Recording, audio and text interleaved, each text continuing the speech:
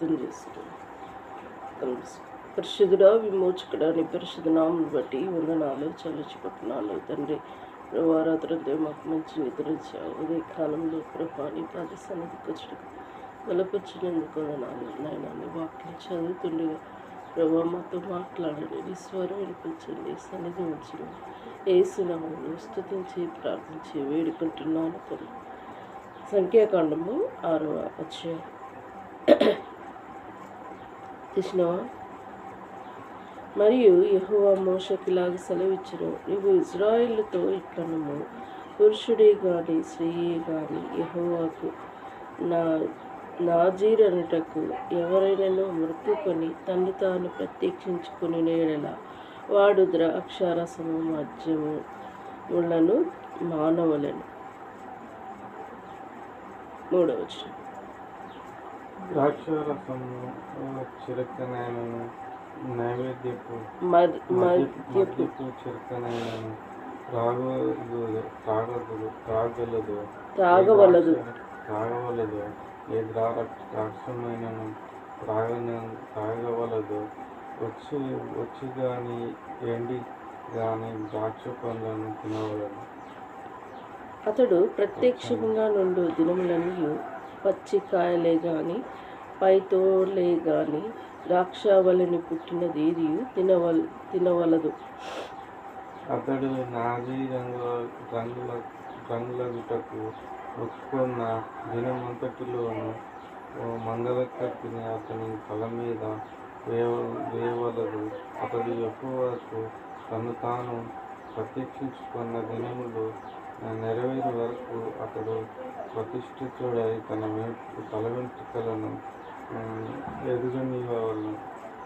అతడు యెహోవాకు ప్రత్యేకముగా నుండి దినములన్నిటిలో ఏ శవమును ముట్టవలదు. తన దేవునికి మీది కట్టబడిన తల వెంట్రుకలు అతని తల మీద నుండును గనుక అతని తండ్రి గాని తల్లి గాని సహోదరుడు గాని సహోదరి గాని చనిపోయినను వారిని బట్టి అతడు తను తాను అపవిత్రపరచుకొనవలదు.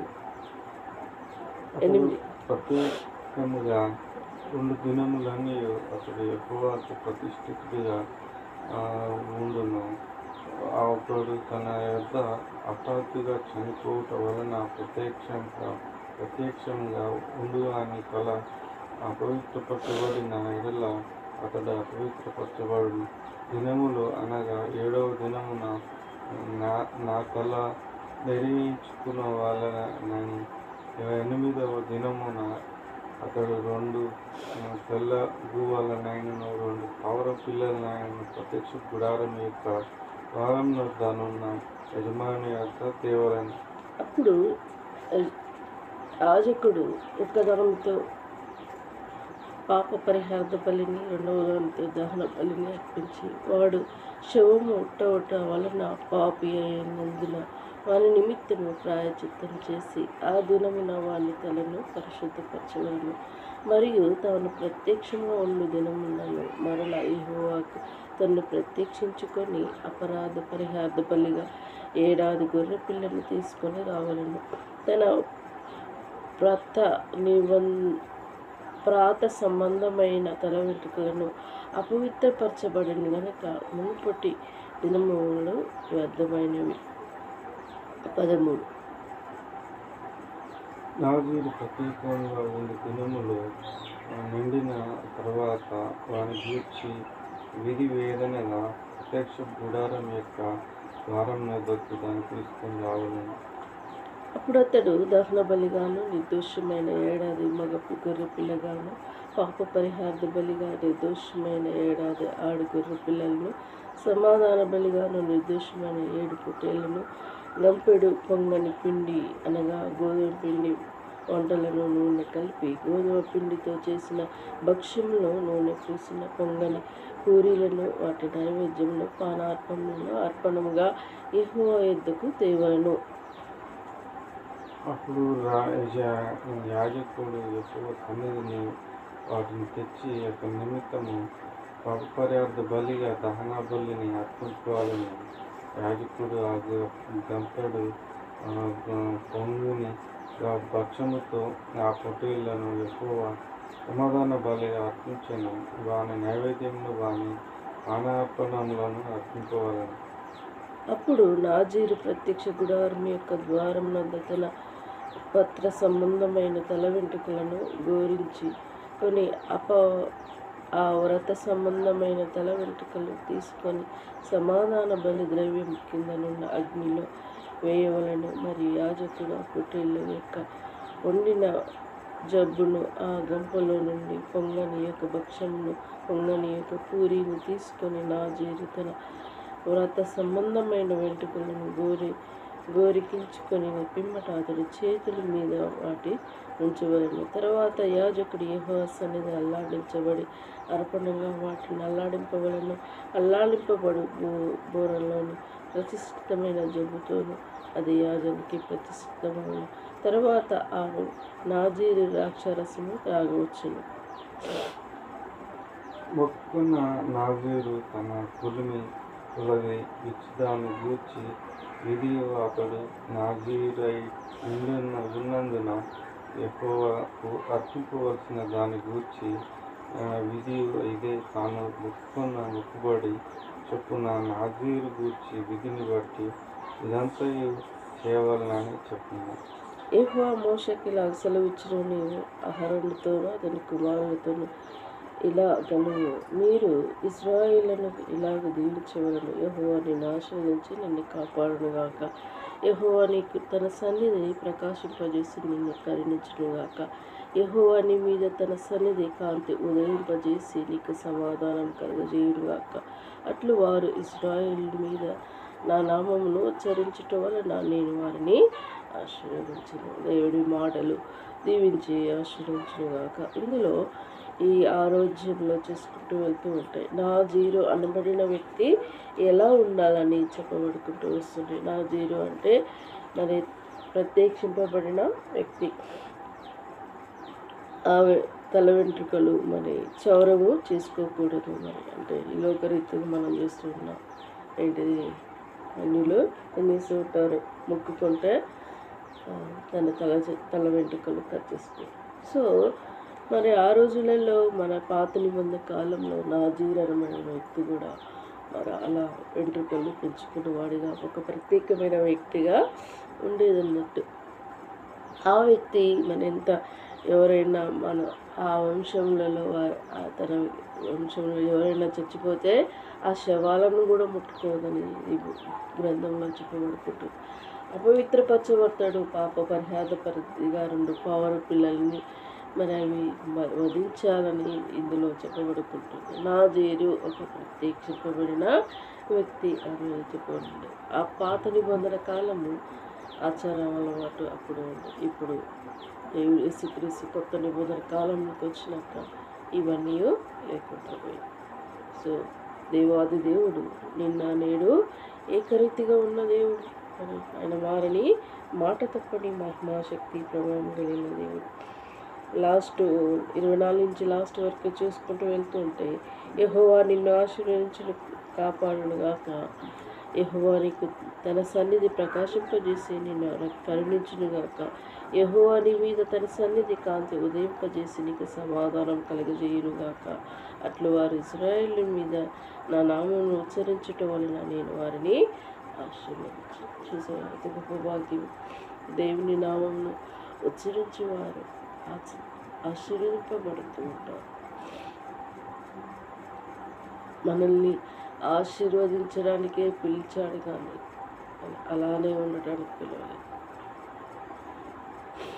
ఈ సంవత్సర వాగ్దానం నీకు ప్రత్యేకంగా ఎన్నో అత్యధికంగా ఆశీర్వదిస్తానని దేవుడు ఆశీర్వాదానికే పిలిచాడు, కానీ అలానే ఉంటానికి పిలవలేదు.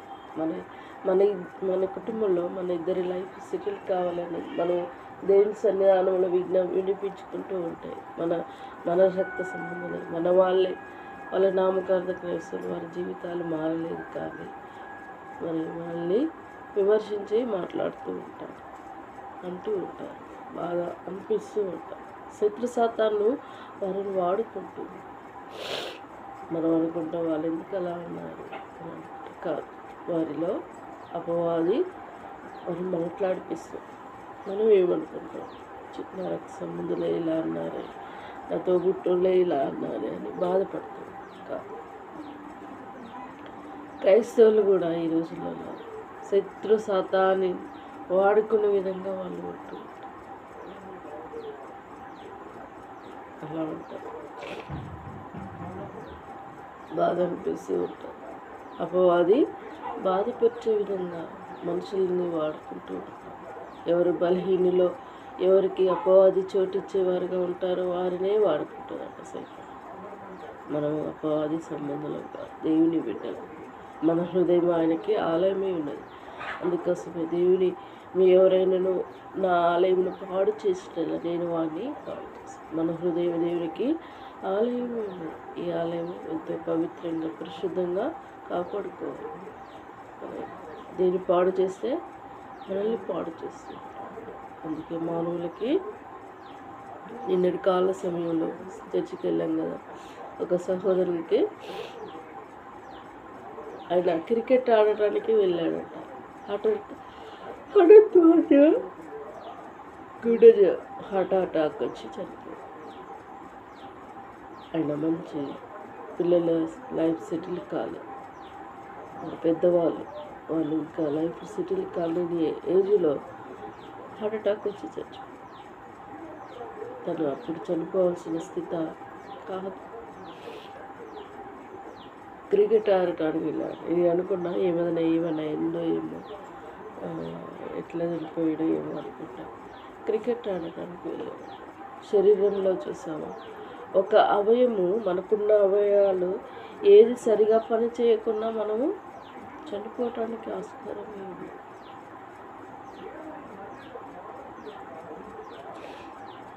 తను దేవుని మందిరానికి వెళ్ళే వ్యక్తి, మరి ఆ ఆపద సంభవించి తను ఇప్పుడు చనిపోయే వ్యక్తి కాదు.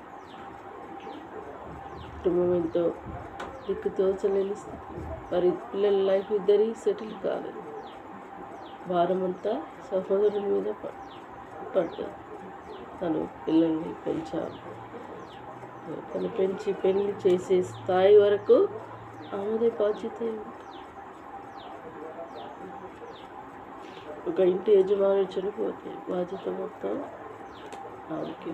కాబట్టి స్త్రీకి పురుషుడు శిరస్సుగా ఇచ్చాడు దేవుడు.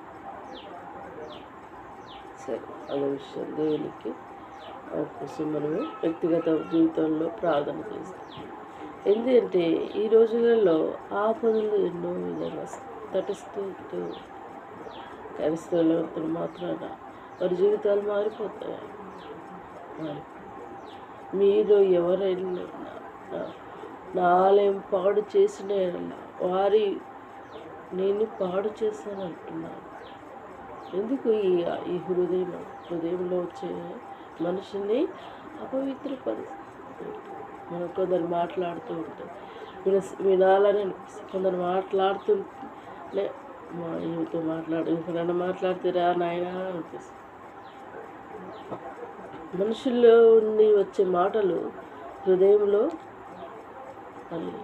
ఎంతో మనిషిని అపవిత్రపరుస్తుంది.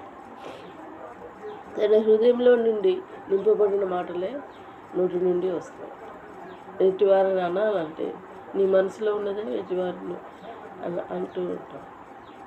కానీ అంటావా? సరే, ఏదేమైనప్పటికీ దేవుని బిడ్డలకి ఆయన కృపాశక్తి బలమైన దేవుడి మాటలు దేవించి ఆశ్రయించుకున్నాక ప్రార్థించు. కలుముసు. పరిశుద్ధుడా, విమోచకుడానికి పరిశుద్ధనామని బట్టి వందనాలు. తిరిగి ఈ రోజు కోసం సిద్ధపరిచినందుకు వందనాలు నైనా. మరి నాజీరనబడిన వ్యక్తి, ప్రత్యేకింపబడిన వ్యక్తి ఎలా ఉండాలో పాత నిబంధన కాలంలో తెలియబడుకుంటూ వచ్చింది. ఇప్పుడైతే వాటి నిబంధనలు లేవు, కానీ నాయన యేసుక్రీస్తుగా మాకు ఈ లోకానికి కొత్త నిబంధన కాలంలో వచ్చావు, మరణించావు, తిరిగి లేచావు, పరలోకాన్ని ఆహారం వెళ్ళిపోయావు, తిరిగి రానైన దేవానికి ఈ హృదయం నీకు ఆలయమే. ఈ ఆలయంను పాడు చేస్తాను లోకంలో క్రైస్తవులైన జీవితాలు, వారి జీవితాలు ఎలా ఉన్నాయో నీకు తెలుసు అయ్యా. వారి జీవితాలు సరిగా నీకు ఆలయంగా ఉండేది జీవితాలుగా ఉన్నట్టుకు సహాయపడమని ప్రార్థిస్తున్నాను. మా సహోదరి కోసం ప్రార్థిస్తున్నాను. అయ్యా, ఆదరించండి, ధైర్యపరచండి. నాయన శిరస్సు అనబడిన వ్యక్తిని దేవా మరి తీసుకోబడింది దేవా, చనిపోయాడు గృహంలో ఆదరణ లేకుండా కుటుంబాన్ని ఆదరించి వారికున్న సమస్యలు అక్కర్లు కుటుంబం పోషకుడా ఉండి నడిపించి బిడ్డను ధైర్యపరచమని కోరుకుంటున్నాను. ఆ కుటుంబాన్ని కూడా జ్ఞాపకం చేసుకో. కుటుంబంలో వస్తున్న శోధనలు, కష్ట దుఃఖ వేదన బాధనని నువ్వు ఎరిగి ఉన్న దేవుడు ప్రభా. సొల్లాయి గ్రామాన్ని సమృద్ధి అయిన వర్షంతో నింపునాయన. వర్షం లేనిది దేవా నాటు పెట్టుకుని అయా కనికరం చూపించి జాలి చూపించి సమృద్ధి అయిన వర్షాన్ని అనుగ్రహించి వరకు ప్రార్థించి ఎంతవరకు చేసిన మేలుని బట్టి స్తుతిస్తాను. నాయన అమ్మ నాన్న జ్ఞాపకం, నా భవిష్యత్తు నిశ్చితమే నా ఇళ్ళ జరిగించి అమ్మ నాన్నని జ్ఞాపకం చేసి వారు చేసేది దీవించండి, ఆశీర్వదించండి ప్రభా. నా భవిష్యత్తు విషయంలో గ్రూప్ 1కి మరలా నేను సిద్ధపట్టండి కానీ కృప దయచి తమని రైల్వేకి ఎన్నిక చేయండి. ఇచ్చిన వాగ్దానం ముఖ్యంగా మా ఇద్దరి లైఫ్ సెటిల్ అవుట్ మార్గం కృంగిన్న వేళలు అలసి ఉన్న వేళలు బలహీనమైన స్థితిలో బలపరిచేవాడు తప్ప ఈ లోకంలో ఎవరు నాయన అపవాది కుతంత్రాలు అయిపోవచ్చు.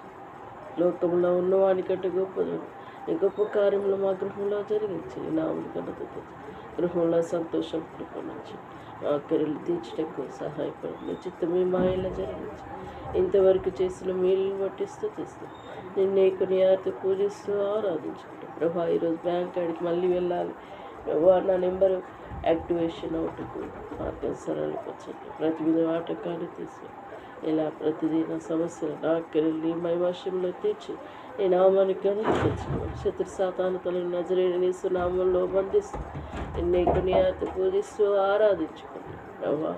జిజ్జలకు వారికి ఉన్న ఫైనాన్షియల్ ప్రాబ్లం ప్రభా తీర్చండి దేవా. నిరజలు కూడా జాబులని ఎన్నిక చేయండి ప్రభా. నిలబెట్టండి, స్థిరపరచండి, వీటిని త్రుటిల్లకుండా కాపాడండి ప్రభా. ఇలా నా కుటుంబాన్ని సహస్థాన కప్పు చెప్పుకోండి. అంధకార శక్తులు నజరేయుని యేసు నామంలో బంధిస్తూ తగ్గించుకుంటూ నీ నామం హెచ్చించుకోండి. ఇచ్చిన సమయాన్ని పెట్టేస్తుంది నా రక్షకుడు నీ ప్రియ కుమారుడైన యేసు నామంలో స్తుతించి ప్రార్థించి వేడుకుంటున్నాను తండ్రి. యేసు రక్తమే జయం, సిలువ రక్తమే జయం. యేసు నా సంపూర్ణ విజయం కలుగునుగాక. అపవాది క్రియలు అనంతం నాశనమగునుగాక.